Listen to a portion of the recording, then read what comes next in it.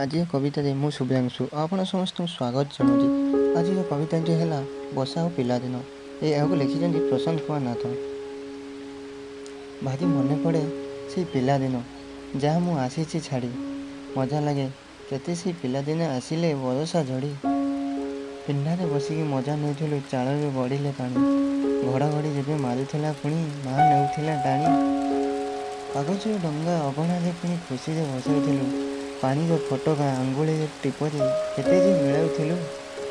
चकचक होई कादुओ पानी जे केते आमे खेलुथिलु। झिपझिप मेघ वर्षा पुणी भिजी भिजी बुलुथिलु। बरसा छाड़िले इंद्रधनु देखी खुशी केते होउथिलु।